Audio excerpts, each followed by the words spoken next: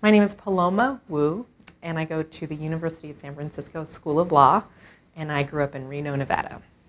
So a lot about thinking you might be gay or definitely being gay growing up, I think, is sort of trying to avoid the more harmful moments, like avoid some big blowing up with your family or avoid getting teased at school, and all those things are really important, and you should definitely kind of, be good to yourself about the fact that those are things that most people don't have to think about and you do, and that's really, really hard. But always keep in mind, the bottom of all the concerns and the worries, that what is really awesome about this time is that you're anticipating that time in your life when you're going to be madly in love. You're going to be in love. You are going to be treated amazingly by somebody who deserves you and somebody who you deserve. And you're going to have relationships that are just like the relationships that you see in the movies, even though they're usually between opposite sex couples. And it's going to be romantic, and it's going to be amazing, and you're going to have friends that are going to be invested in the relationship that you have with your loved one. One of the most important things to remember as you're going through this phase of trying to avoid hurt and harm and the sort of the insensitivities that can be kind of thrust upon you when you think you might be gay or you fantasize about people of the same sex, or, oh, there's all these questions. It's a really, really, really hard time. But one of the really important things to keep in mind is, in your future, in a place, is you with somebody who loves you very much, romantically, fiercely, wants you, who you want.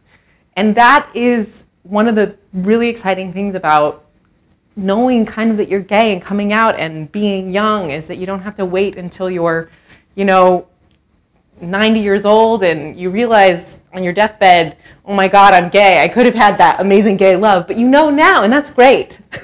That's a step ahead. And one day you're really going to be in love, and your friends are going to be invested in the relationship that you have with the person that you love, because they're going to see how happy you are, and you're going to be able to really come into who you are in a moment where you realize that, you are standing in your skin 100%, really being true to who you are, and that you are in a romantic, loving, fulfilling relationship with somebody who is of the same gender, and all your friends are happy for you, and maybe your family's happy for you, and maybe they don't understand yet, but it's something to look forward to that I hope that you hold on to really deep in those really trying moments when someone calls you fag or dyke or something hateful. And a little part of yourself know that what's being acknowledged there is something that's actually going to blossom into something really beautiful in your life someday.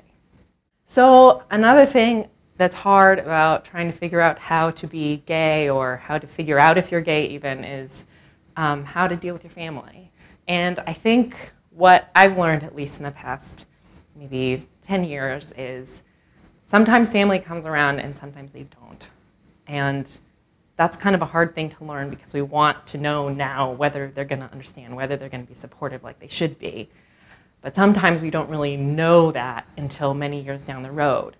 And just to give you an example, my wife, her family, she comes from an Iranian family. She's from Iran. When she originally told her mom was like, don't tell anybody, maybe it's not true, just very kind of hush-hush, and it was a really hard thing for my wife to handle. But it's been many, many years, and her aunt and her grandpa and her whole family helped marry us recently in 2008 during the window.